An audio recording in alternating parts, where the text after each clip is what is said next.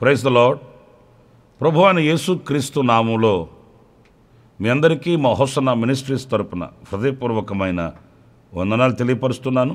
ప్రభు మిమ్మల్ని ఆశీర్వదించి దీవించునుగాక. ప్రభు అనుగ్రహించిన ఈ శ్రేష్టమైన కృప కొరకై ప్రభుని స్తుతిస్తూ ఉన్నాను. ప్రతిదినం వాక్య దర్శనం చేత ఈ రీతిగా ఆయన సముఖంలో మనం కలుసుకోవడం గొప్ప భాగ్యంగా నేను భావిస్తూ ఉన్నాను.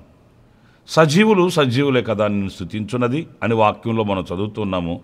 ఆ రీతిగానే సజీవులమై ఉన్నాం కనుక సజీవమైన దేవుని వాక్యాన్ని ప్రతిదినం ఎలాగున ధ్యానించుకునే చక్కటి సదవకాశాన్ని ప్రభు మనకు అనుగ్రహించాడు.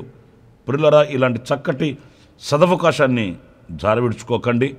మీరు ప్రయోజనకరంగా వాటిని ఉంచుకోండి. అనేకులకు కూడా మీరు చేరువ చేయాలని, అనేకులకు తెలియపరచాలని ప్రేమపూర్వకంగా నేను మీకు తెలియపరుస్తూ ఉన్నాను. ఇప్పుట పరిశుద్ధ గ్రంథంలో 147వ కీర్తన 5వ చరణాన్ని నేను చదువుతానండి. మన ప్రభువు గొప్పవాడు, ఆయన అధిక శక్తి గలవాడు, ఆయన జ్ఞానమునకు మితి లేదు. ప్రియులారా, చూడండి, మనం ఆరాధించే మన ప్రభు ఎవరు అనేది ఈ వాక్యంలో మనం సుస్పష్టంగా గమనించవచ్చు. ఏంటంటే మన ప్రభువు గొప్పవాడట. ఎంత అనేది ఎక్కడ కూడా వ్రాయబడలేదండి. ఎందుకంటే ఆయన ఇంత అని చెప్పలేనంత, ఊహకు అందనంత, భాషకు అందనంత, మన వర్ణనకు అందనంత గొప్పవాడండి ఆయన. పరిశుద్ధ గ్రంథంలో చాలా వాక్యాలు మనం చదువుతాం. సొలొమోను కంటే గొప్పవాడని, యాకోబు కంటే గొప్పవాడని, ఆలయము కంటే గొప్పవాడని పరిశుద్ధ గ్రంథంలో మనం చదువుతాము. ఇంత అని ఆయనను ఎలా ఒక పరిధికి మనం నియమించి చెప్పగలము? ఎందుకంటే ఆకాశము, భూమి, నక్షత్రాలు, అలాగే ఆకాశంలో వేలాడుతున్నటువంటి ఈ ప్రతిదీ కూడా ఆయన మూలముగానే సృష్టించబడ్డాయి. ఆయనే వాటికి రూపకల్పన చేశాడు. ఆయనే వాటికి నిర్మాణకుడై నిలిచాడు. అంతటి మహామహిమ కలిగిన దేవునిని ఇంత అని ఎలా చెప్పగలం? అందుకే సొలొమోను ప్రార్థనా మందిరాన్ని, ఓ చక్కటి ఆలయాన్ని నిర్మించి ఒకే మాట చెప్పేశాడండి. అయ్యా, హస్తకృత్యములైన ఈ మందిరములో నివసించుటకు నేను నిన్ను పిలవట్లేదు, కోరట్లేదు. నీవు నివసించుటకు ఈ హస్తకృత్యములైన ఈ మందిరం ఏ పాటిది అని తేల్చి చెప్పేశాడు. ఎంతో వైభవంగా, ఎంతో ఘనతగా, ఎంతో వేయపరిచి కట్టిన ఆలయాన్ని చూసిన వాడు జ్ఞాని అని సొలొమోను, ప్రభువా ఈ ఆలయంలో మీరు నివసించండి అనలేకపోయాడు. ఎందుకంటే ఎంత చేసినా ఆయన దృష్టికి అది కొంతే, అల్పమే. అసలు ఇంకో మాట చెప్పనా? ఆకాశం ఆయన సింహాసనమట, ఈ భూమి ఆయన పాదపీఠమట. ఆయన కాళ్ళు పెట్టుకునే పాదపీఠం అండి ఈ భూమి. ఆకాశం ఆయన సింహాసనం అన్నప్పుడు మరి ఆ సింహాసనాసీనుడైన దేవుడు ఇంకెంత గొప్పవాడు ఊహించగలమా అంటే అందదు మన ఊహకు. ప్రియులారా, అంతటి గొప్ప దేవునిని మనం కలిగి ఉన్నాము. అంతటి సర్వశక్తి కలిగిన దేవునిని మనం ఆరాధిస్తున్నాము.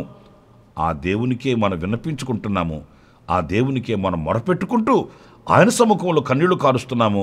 అత్యధికమైన మేలులు పొందుకుంటూ ఈ రోజున సాక్ష్యపు స్తంభాలుగా నిలిచి ఉన్నామని చెప్పడానికి ఎలాంటి సందేహమేమీ కూడా లేదు. కానీ పరిశుద్ధ గ్రంథంలో మనం చదివితే మన దేవుని యొక్క గొప్పతనాన్ని మనం ధ్యానించుకోవాలి అని అనుకుంటే కీర్తనలు 99లో 3వ చరణంలో ఇలా వ్రాయబడి ఉందండి. భయంకరమైన నీ గొప్ప నామమును వారు స్తుతించుదురు. చూడండి, ఆయన నామము గొప్పదంటండి. మన దేవుడు గొప్పవాడు, అంత మాత్రమే కాదు, ఆయన పేరు కూడా గొప్పదంటండి. ప్రియమైన వాళ్ళని గమనించండి. అంటే ఆయన పేరులో ఏంటి ఆ గొప్పతనం అనంటే వాక్యంలో మనం చదువుతాము, ఆయన నామము బలమైన దుర్గము. అంటే ఆ నామమే బలమైన దుర్గము అనంటే ఆ దుర్గమందు చేర్చబడిన వాళ్ళు రక్షించబడతారండి. మరో మాట కూడా లేఖనాల్లో మనం చదువుతాం, ఈ నామమందే రక్షణ కలదు అనే మాట. ఒక వ్యక్తి రక్షించబడాలి అనంటే యేసు నామం తప్ప మరొక నామం లేదండి. ఆయన పేరు తప్ప, రక్షకుడు అనే పేరులో మరి రక్షించగలిగిన దేవుడు ఒకే ఒక్కడండి. ఆ పేరు తప్ప, ఆ నామము తప్ప, ఆయన తప్ప వేరొక్కరు ఎవరు కూడా లేరండి. దేవదూత దిగువచ్చి ఆ రోజు పలికిన మాట యేసు అని పేరు పెట్టబడును అని. యేసు అంటే రక్షకుడు, ఆ పేరులోనే రక్షణ ఉందండి. ఎవరు ఆయన నామమందు రక్షింపబడతారో వారికి దేవుని రాజ్య ప్రవేశం ఉందండి. వారి జీవితంలో పెను మార్పును మనం చూడగలుగుతాము. జీవిత అనుభవాలలో మనం మార్పును చూడగలుగుతామండి. పిల్లలు చూడండి, లోకంలో కొన్ని మార్పు చెందిన అనుభవాలు మనం చూస్తాము. అవి శాశ్వతంగా ఉండవండి, అవి అల్పమైనవిగా కనబడతాయి. పరిస్థితులు మారవచ్చు, హంగులు రంగులు మారవచ్చు. కానీ ఆశ్చర్యమైన సంగతి చెప్పనా, మనిషి జన్మతో వచ్చినటువంటి స్వాభావికమైన గుణగణాలని ఎవరు మార్చగలుగుతారండి? మనిషి జన్మలో నుంచే వచ్చిన ఆ గుణగణాల్లో పెనుమార్పును తీసుకొని రాగలిగిన సాధనాలు ఏమున్నాయండి? పురులరా, వేషాన్ని మార్చవచ్చు,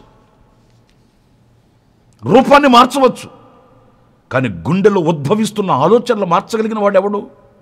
మనసును మార్చగలిగిన వాడెవడు? మనసులో మార్పుని కలిగించి మనిషిని మధురముగా మార్చగలిగిన శక్తి ఎవనికి? ఎవరికి లేదండి. ప్రతిదానికి ఒక స్వభావం ఉంటుంది, దానిని మార్చగలిగిన శక్తి దేవునికి ఉంటుందండి. ఆ ఆచారం కానివ్వండి, ఆ పద్ధతులు కానివ్వండి, ఆ స్వాభావికమైన గుణగణాలలో ఒక మార్పును తీసుకొని రాగలిగిన వాడు ఒకే ఒక్కడు. ఆయన తన నామమందు రక్షణ ప్రసాదించగలిగిన వాడు, ఆయన పేరే నజరేయుడైన యేసు. ప్రియులారా, బందిపోటు దొంగల్ని మార్చగలిగాడండి, నరహంతకుల్ని మార్చగలిగాడండి, రాక్షసత్వం కలిగిన వారిని మార్చగలిగాడండి, లోకంలో శపింపబడిన వాళ్ళుగా త్రోసివేయబడిన వారిని మధురమైన వ్యక్తులుగా నిలబెట్టి సమసమాజంలో విలువను ప్రకటించగలిగిన శక్తిగల దేవుడు నజరేయుడైన యేసు. ఈ రోజున కోకొలలుగా మనం చూడగలుగుతామండి. రాక్షసత్వం కలిగిన వాళ్ళు మనుషులుగా మార్చబడ్డారండి. మూర్ఖత్వంతో పెనవేసుకొని రక్తాన్ని కళ్ళతో చూసే రాక్షస స్వభావం కలిగిన వాళ్ళు ప్రేమ అనురాగాలతో ఈరోజున పరిశుద్ధ గ్రంథం పట్టుకొని తిరుగుతున్న వాళ్ళని లక్షలు కాదు, కోట్ల కొలదిగా మనం చూడగలుగుతాము. వారిని మార్చింది లోకం కాదు, లోకస్తులు కాదు, సాక్షాత్తు నరునికి రూపాన్ని పోసిన దేవుడు. ఆయన రక్షించాడు. ఆయన నామం రక్షణ నామం. అది నశించిపోతున్న వారికి ఒక దుర్గం, బలమైన దుర్గం. అంతటి బలమైన నామం యేసునామం. అందుకే ఆయన గొప్ప నామము, ఆయన గొప్ప దేవుడండి. ఇంకొక మాట కూడా నేను మీకు 111వ కీర్తన 2వ చరణంలో మనం చదివితే అక్కడ ఏం రాస్తుందంటే, యెహోవా క్రియలు గొప్పవి. ప్రియులారా చూడండి, ఇక్కడ దేవుని క్రియలు గొప్పవంట. ఎందుకు మన దేవుడు గొప్పవాడు అనంటే ఆయన నామం గొప్పది, ఆయన క్రియలు గొప్పవి. నిజమే, ఆయన క్రియలు మన మతికి మించినవండి, ఆయన క్రియలు మన ఊహకు అందనవండి. ఆయన క్రియలు చేయగా నిలవగలిగిన వాడు ఎవడండి? చరిత్రలో మనకి ఎన్ని ఉన్నాయండి బాబోయ్, ఎన్ని ఉన్నాయండి. ఆయన తలపెట్టిన కార్యాలు మనిషికి ఊహకు మించినవిగా లేఖనాల్లో మనం ధ్యానించాలనే కానీ, తలపోసుకోవాలనే కానీ, చదవాలనే కానీ ఆనాడు ఈనాటికి అలాంటి ఆశ్చర్యమైన క్రియలు ఆయన చేస్తూనే ఉన్నాడు. ఆ కార్యాలు మన కళతో మనం చూస్తూనే ఉన్నామండి. అవునండి నా ప్రియమైన సహోదరులారా, సముద్రాన్ని చీల్చాడే, నదులు ఎండగట్టాడే. అరణ్యంలో ఆహారం ఏంటండి? ఆకాశంలో నుంచి ఆహారం ఏంటండి?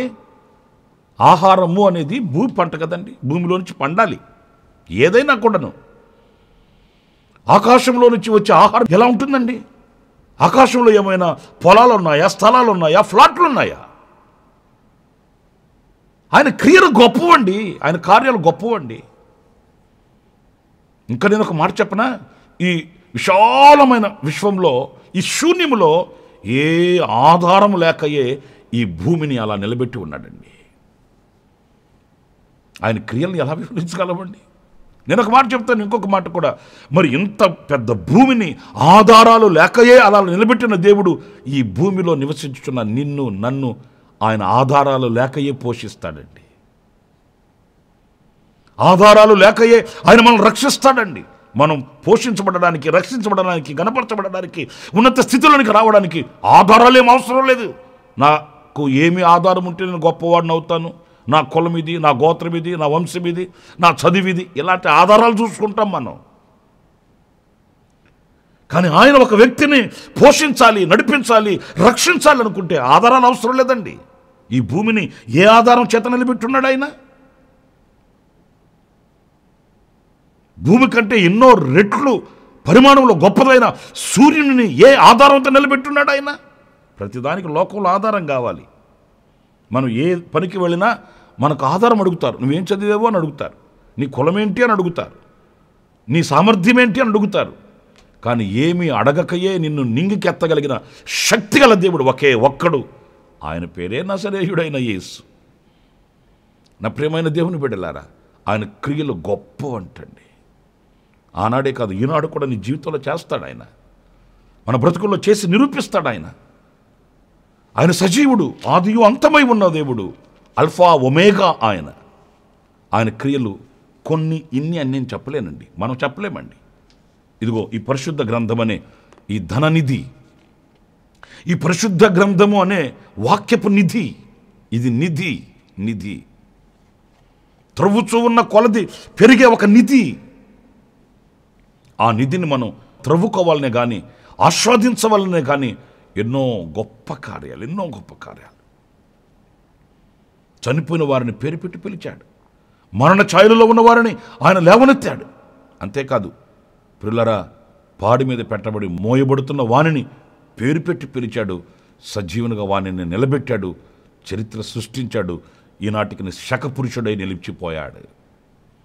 అలాంటి మహత్యము గల దేవునిని మనం ఆరాధిస్తున్నాం, స్తుతిస్తున్నాం, గణపరుస్తున్నాం. నా ప్రియమైన వారలారా, ఆ గొప్ప దేవునిని మనసారా మనం ఆరాధించి ఆయన సన్నిధిలో శిరస్సు ఉంచి నమస్కరించి జీవితం అంతా ఆయనను కొనియాడుతూ సాగుదాం. అలాంటి కృప దేవుడు మనందరికీ అనుగ్రహించునుగాక. తలలు వంచండి, ప్రార్థన చేసుకుందాం. మహామహిమ కలిగిన తండ్రి, నీకు వందనాలు. నీవు గొప్ప దేవుడువు, మహోన్నతుడువు, మహోపకారివి. నీది గొప్ప నామము, మీ క్రియలు గొప్పవి నాయన. అందుకు నీకు స్తోత్రాలు చెల్లిస్తున్నాను ప్రభు. ఇదిగో ఈవేళ మీ గొప్ప కార్యములను తలంచుకొని, మీ గొప్ప నామమును ధ్యానించుకొని ప్రభువా, మేము నిన్ను స్తుతించేటట్లు మీ వాక్యపు వెలుగులో మమ్మల్ని నిలబెట్టావు. అందుకు నీకు స్తోత్రాలు ప్రభు. మా జీవితకాలం అంతా నిన్ను స్తుతిస్తూ, ఆరాధిస్తూ, మహిమపరుస్తూ నీకు సాక్షిగా మేము బ్రతుకుటకు సహాయం చేయమని మమ్మల్ని మీకు అప్పగించుకుంటూ, ఈరోజు ఎవరైతే జన్మదిన శుభవేడుకలు జరుపుకుంటున్నారో ప్రభువా, ఎవరైతే వివాహ దినాలు గడుపుకుంటున్నారో, ఎవరైతే కన్నీళ్లలో ఉన్నారో, వేదనలో ఉన్నారో, నీ సముఖంలో మొరపెట్టుకుంటున్నారో వారినందరినీ మీరు దృష్టించండి, ఆశీర్వదించండి. మీరు మాకు అనుగ్రహించిన భాగ్యం కొరకే స్తుతి చెల్లిస్తూ యేసు నామములో ప్రార్థించి వేడుకొనుచున్నాను తండ్రి. ఆమేన్, ఆమేన్. ప్రభు మిమ్మల్ని దీవించి ఆశీర్వదించునుగాక. ఈ దినమంతా విశేషమైన కృప నా దేవుడు మీకు సమృద్ధిగా అనుగ్రహించునుగాక. ఆమేన్. ప్రతిదినము ఈ అనుదిన కృపాను సందేశాల కొరకు, ఇంకా మరిన్ని ఆత్మ సంబంధమైన సందేశాల కొరకు ఈ మా యూట్యూబ్ ఛానల్ ని సబ్స్క్రైబ్ చేసుకోండి. పాస్టర్ రమేష్